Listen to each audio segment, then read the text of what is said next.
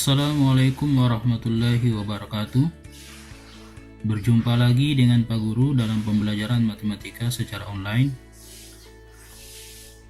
khususnya anak kelas 5. Pada hari ini kita telah masuk pada materi selanjutnya, yaitu tentang penyajian data dalam bentuk diagram batang ya. Namun sebelum kita masuk dalam penyajian data dalam bentuk diagram batang, di sini Pak Guru akan jelaskan dulu tentang pengertian dari diagram batang dan jenis-jenis dari diagram batang. Diagram batang atau diagram balok adalah grafik yang menunjukkan angka atau nilai dalam bentuk persegi, panjang, atau bujur sangkar ya. Jadi saya ulangi, diagram batang atau diagram balok, jadi namanya ada dua ya. Diagram biasa dikatakan diagram batang atau biasa juga dikatakan diagram balok, yaitu grafik yang menunjukkan angka atau nilai dalam bentuk persegi ya, dalam bentuk persegi panjang atau bujur sangkar, di mana ada dua jenis diagram batang, yaitu diagram batang vertikal atau tegak ya, atau yang kedua diagram batang horizontal atau datar ya. Jadi tujuan kita menggunakan penyajian diagram batang ini adalah guna memudahkan pembaca agar memahami data dengan cara yang lebih sederhana. Jadi tujuannya sebenarnya kalau kita membuat sebuah data dalam bentuk diagram batang atau baik itu diagram batang yang vertikal maupun horizontal, itu supaya orang yang melihat data kita itu dapat memahami daripada grafik data yang kita buat. Karena dengan buat diagram batang itu akan lebih menyederhanakan data tersebut. Oke, kita lanjut. Jadi sebagaimana tadi Pak Guru jelaskan bahwasanya diagram batang itu ada dua jenis. Yang pertama ada diagram batang secara bentuk vertikal, yang ini ya, vertikal atau tegak. Dan ada jenis diagram batang dalam bentuk horizontal seperti ini, bentuk horizontal ya, atau dalam bentuk mendatar ya. Jadi ciri-cirinya ini di batangnya ya. Kalau tegak ya batangnya tegak, ini bentuk vertikal ya, naik turun. Sedangkan horizontal seperti ini ya, ya memanjang ke samping. Jadi ini dua jenis ya. Jadi terserah mau gunakan yang model seperti ini atau ini sama saja ya. Yang penting dalam bentuk penyajiannya itu sesuai dengan data yang disajikan. Oke, kita masuk saja pada contohnya.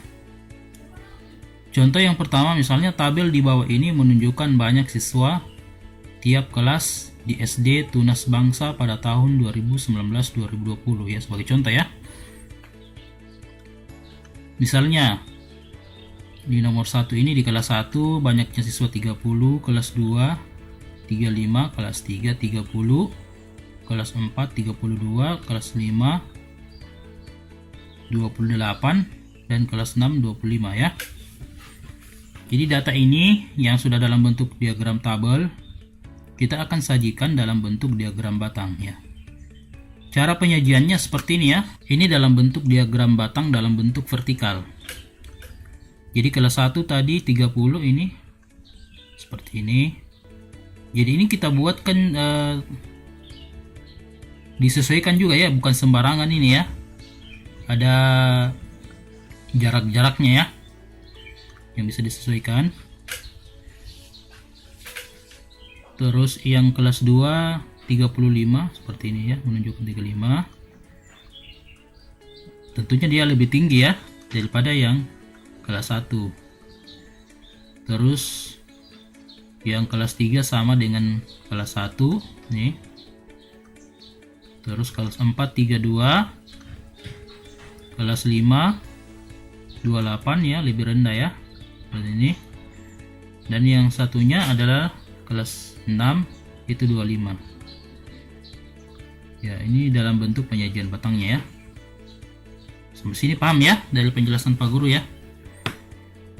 Oke, selanjutnya contoh yang kedua. Coba perhatikan contoh yang kedua. Misalnya datanya seperti ini ya. Datanya ada putra, ada putri ya. Ada dua data.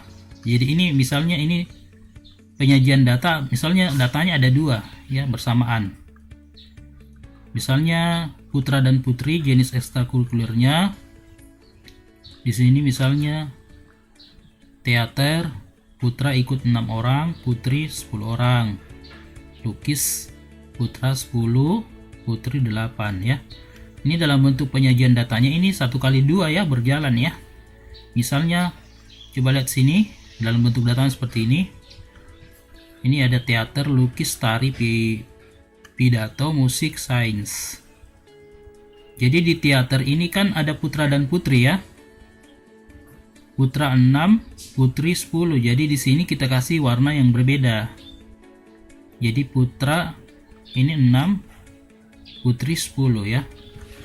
Kemudian kalau tabel seperti ini harus ada keterangan dari sini, ini keterangan warna ya. Putra warna biru, putri warna kuning ya. Jadi dalam bentuk datanya ada dua batang yang naik dalam satu titik ya. Ini bentuk penyajiannya ya, sesuai dari angka-angka yang ada di sini. Tentunya ya. Terus angka di sini itu seharusnya teratur seperti ini. Misalnya kalau dia pakai kelipatan 2, maka dia pakai kelipatan 2 ya. 2, 4, 6, 8, 10 dan 12. Kalau kalian pakai, jadi disesuaikan dengan data yang ada di sini ya. Bagusnya itu pakai kelipatan 2 ya.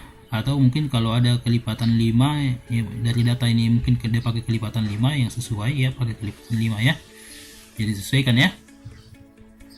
Oke, dari sini paham ya dari penyajian data dalam bentuk tabel. Dari sini paham ya dalam penyajian data dalam bentuk diagram batang ya. Oke, kalau sudah kita coba latihannya. Ya, di sini ada soal latihan, ada 2 nomor ya, Pak Guru berikan. Ini yang mirip dengan contoh 1, sedangkan ini yang mirip dengan contoh 2 ya. Jadi oke, silakan dicoba dikerja sesuai dari contoh yang Pak Guru sudah berikan. Kalau sudah dikerja, di foto hasilnya kemudian kirim sama Pak Guru ya. Oke, demikian pembelajaran kita hari ini. Pak Guru tutup. Assalamualaikum warahmatullahi wabarakatuh.